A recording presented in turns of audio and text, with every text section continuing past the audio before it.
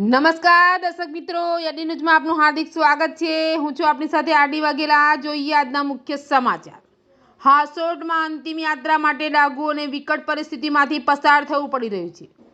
શમશાનને જોડતો પાકો રસ્તો ન હોવાના કારણે પારાવાર મુશ્કેલીનો સામનો કરવાનો વારો આવ્યો છે।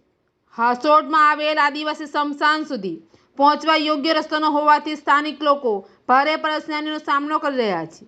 ખાસ કરીને વરસાદી ઋતુ દરમિયાન સ્થિતિ વધુ દયનીય બની જાય છે। કાદવ અને કીચડથી ભરાયેલા રસ્તે અંતિમ યાત્રા લઈ જતી વખતે લોકો વાંસનો સહારો લઈને મુશ્કેલીપૂર્વક પસાર થવા મજબૂર બન્યા છે।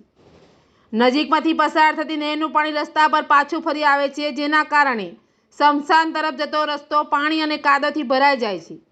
તાજેતરમાં મુશ્કેલી પરિસ્થિતિમાં પસાર થતી એક અંતિમ યાત્રાનો વિડીયો સામે આવતા મામલો ચર્ચામાં આવ્યો છે।